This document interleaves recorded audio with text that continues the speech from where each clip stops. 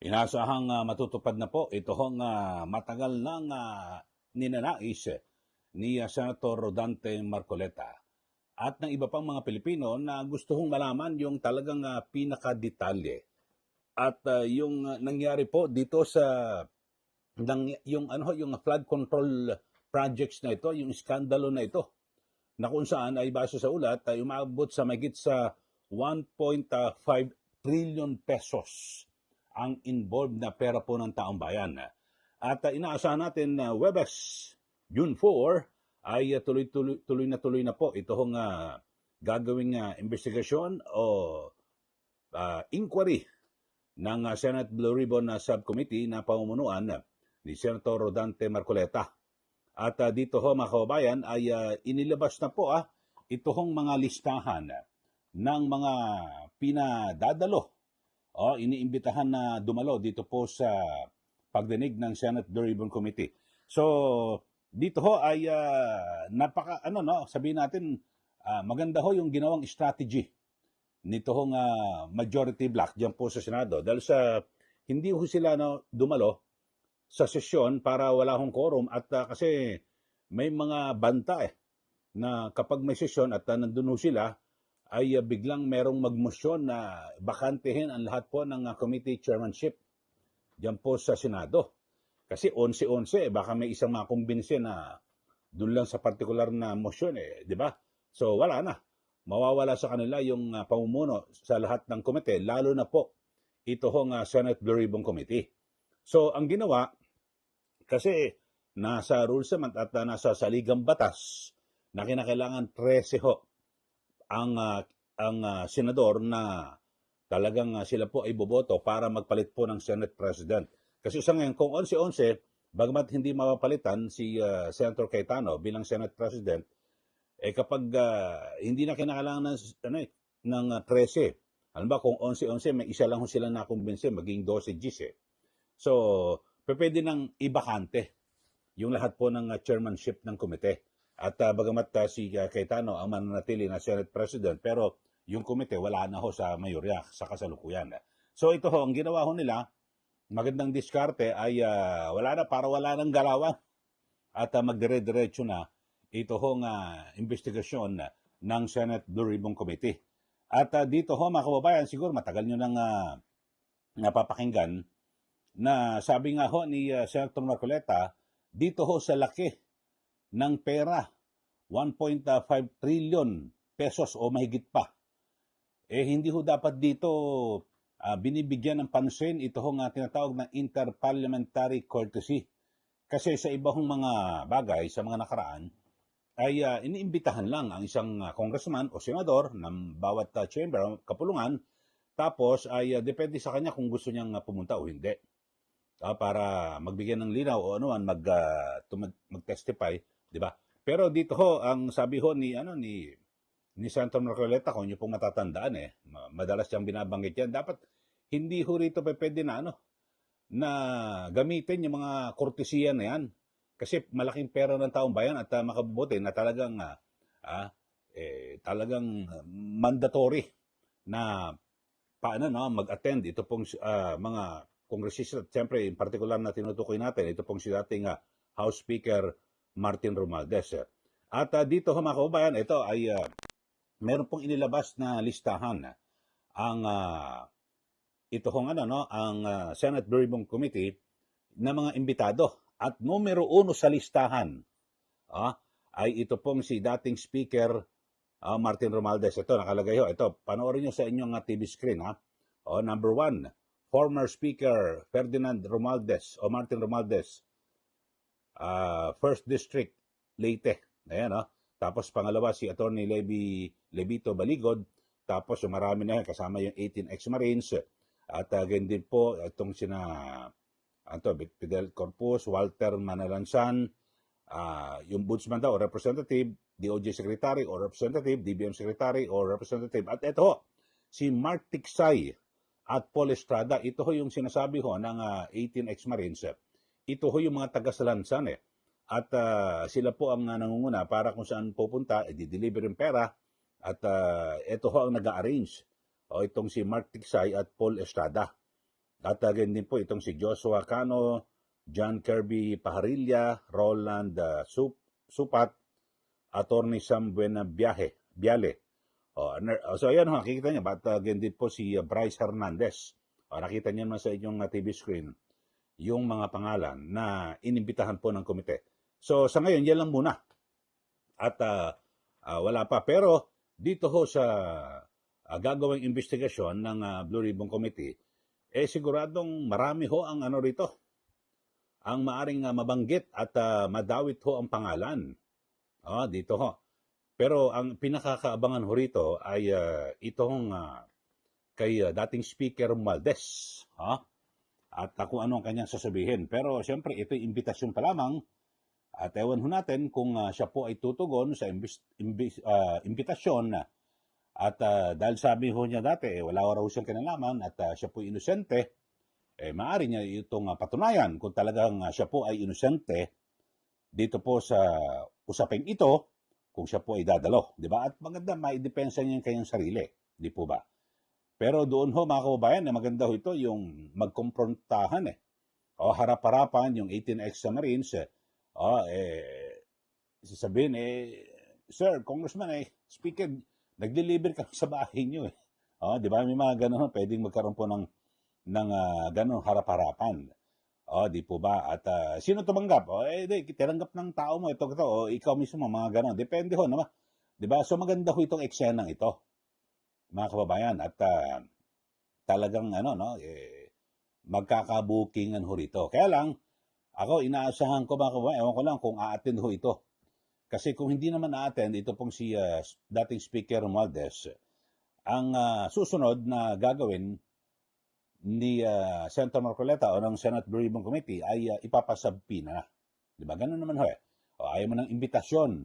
Gusto mo pwersahan. Sige, ipapasabpina ka na para tuluyan ka ng mapwersa na mag-attend dito po sa hearing. At kapag hindi ka umattend, pwede kang i-contempt at ipakukulong ka dyan po sa Senado. Di po ba? Ganun ho ang mangyayari. Pero sa ngayon, ang maganda ho rito ay tayo ho mismo. Kasi sa mga nakaraan na dito sa 18 ex-Marines ay napapakinggan lang natin yung kanilang mga pahayag at base po sa kanilang mga naging affidavit o salaysay, yun lang ho Tapos yung mga interview, kung sino-sino yung kanilang mga dinadawit at minsan pigil pa ho yung yung halimbawa may nadetalye na ganito, medyo pigil pa ho. Diba? Hindi pa nila madetalye, pero ngayon pwede na ho sa gagawing investigasyon ng Senate Blue Ribbon Committee kasi maganda ho ito. At kung ano man yung mga lalabas ho ng mga testimonya ay pwedeng magamit po ito, alam ba, kung government official sa ombudsman para makasuhan ang isang opisyal at samantalang individual sa Department of Justice, di po ba? So, yun ho ang maganda ho rito. At eto, isa pa. Ang sinasabi, kung inyo pong matatandaan, ay may binabanggit din ho itong mga dating sundalo At na kung saan isa ho sa mga pangalan na nababanggit ho, di ba, yung itong si COMELEC Chairman, George Garcia. Nasa affidavit po yan ng yung tinatawag binansagang Brave 18. Nako, posibleng maungkat ho ito sa Blue Ribbon Committee hearing. Kasi maaring mapunta, di ba? Halimbawa, tanungan, sino-sino ba yung ang mga tanong ho dyan, sino-sino ba yung mga diniliberan mo? Ito si Romualdez, ano ebidensya nyo? Siyempre, baka maglalabas kasi sabi ho nitong mga sundalong ito, dating sundalo, meron po sila kompleto ebidensya, may litrato, may video. Ayun ho. So, ang isa ho sa mga nababanggit, itong si COMELEC Chairman George Garcia, na di umano ay base po sa affidavit nitong mga dating sundalo, nakatanggap umano ng pera. At so, abangan ho natin ang magiging, kasi baka sa mga susunod, ang dami ho nitong gagawin pagdinig Kasi simula June 4, ay dire-diretso hanggang Hulyo yan bago magdaos po ng State of the Nation Address si Pangulong Marcos Jr. kasabay ho yan ng formal na pagbubukas ng second regular session ng 20th Congress. Ganun po mangyayari. Di po ba? So, yun ho, at siyempre susulitin na ho ito mga kababayan ng kasalukuyang mayorya kasi baka pagdating ho ng July kasi ang nangyayari diyan, 'di ba, yung alam niyo naman ho sa House of Representatives sa umaga formal na nilang bubuksan ang sesyon, ganoon din po sa Senado. Formal na bubuksan ng sesyon tapos ay di natin malaman baka doon ho baka may mga bumaliktad o kung naman sana may bumaliktad mula pa sa minorya pupunta sa mayorya. Sana mas maganda ganun ho mangyari, di po ba? So hindi natin alam at hindi naman natin kontrolado yung isip po ng mga senador. At alam niyo naman ho, depende ho yan sa kanya-kanyang interes Pero kung talagang imanunindigan ho, sa ngayon ho, ako naniniwala ko na ito hong majority ho ngayon na pinamumunuan ni Senator Alan Peter Cayetano, lahat po yan solid, no? At talagang sila po ay maninindigan dito po sa katotohanan. Pero siyempre, alam niyo naman ho, sa politika, di ba, wala nga permanente kaibigan o kaaway. Siyempre, ang permanente ay interest. So, hindi natin masabi kung magkakaroon ng lipatan. Or, mula naman sa minorya, sa grupo ni Soto at Lacson, may pupunta ho sa mayorya. O, yun ho, mga kababayan. So, ganon. Pagkatapos ho ng pagbubukas ng sesyon ng umaga sa House of Representatives at sa Senado, tatapusin na nila yan dahil sa hapon, alas 4 ng hapon, magkakaroon po yung tinatawag na joint session. At doon ho magsasalita, State of the Nation Address, si Pangulong Marcos Jr. So, ganyan po eksena. So, balikan ho natin. Ito hong mas nakapapanabik ho at inaabangan na eksena na posibleng mangyari dyan po sa Senate Blue Ribbon Committee. Kasi dito ho, base po sa affidavit at noong Pebrero 2026, naghahain ng grupo, yung 18 ex-soldiers, joint affidavit po ito, no? Sa Office of the Ombudsman, kung saan ay inilahad po nila ang umano'y serye ng cash deliveries at ito siyempre sa mga matataas na opisyal ng pamahalaan.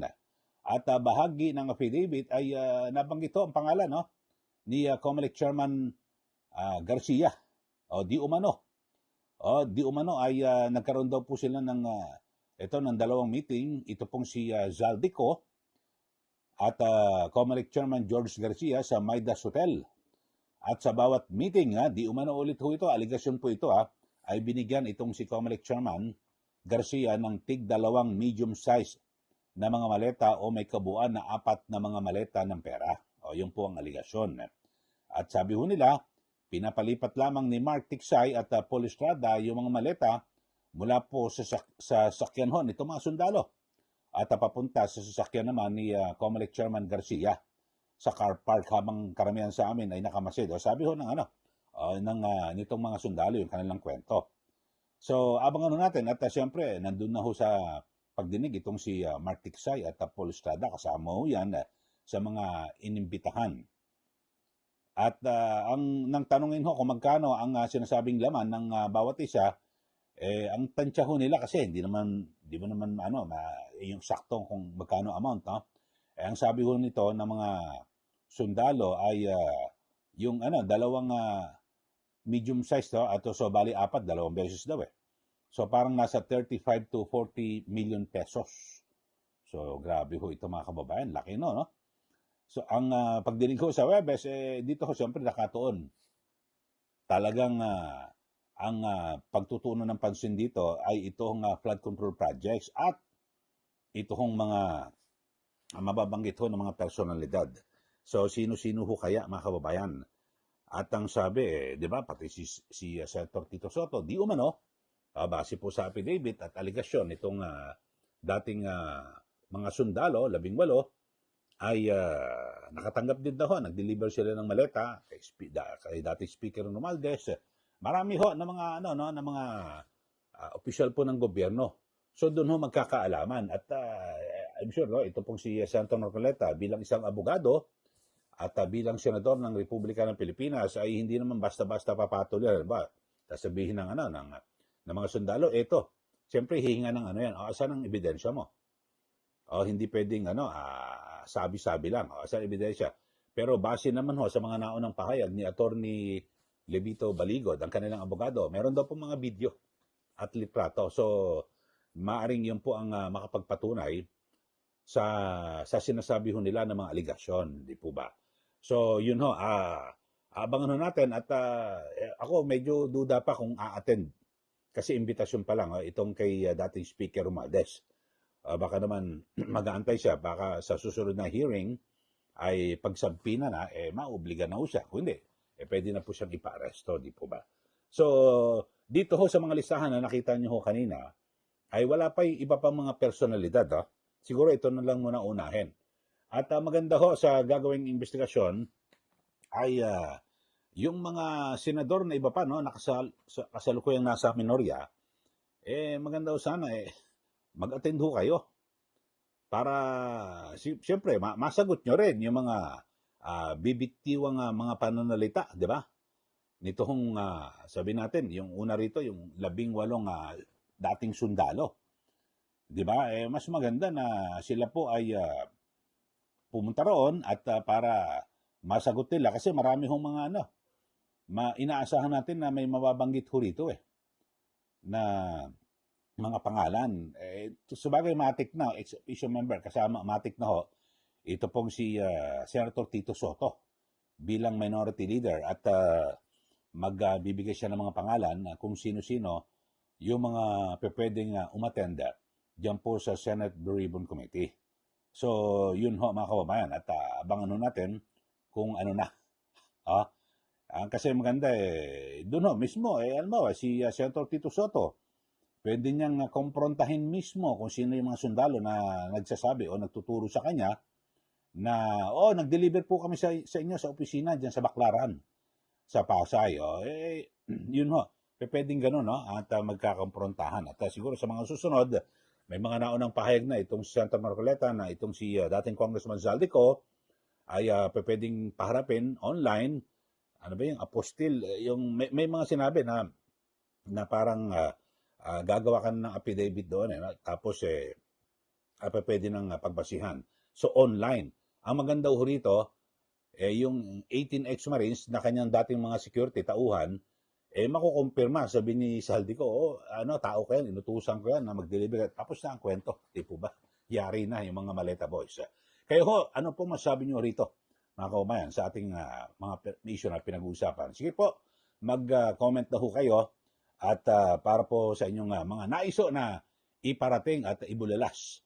At syempre sa mga bago lang po sa ating channel, subscribe na po kayo para kayo po laging updated. At huwag niyo pong kalimutan na i-like at i-share sa aking Facebook, Eli Saludar, paki-follow po.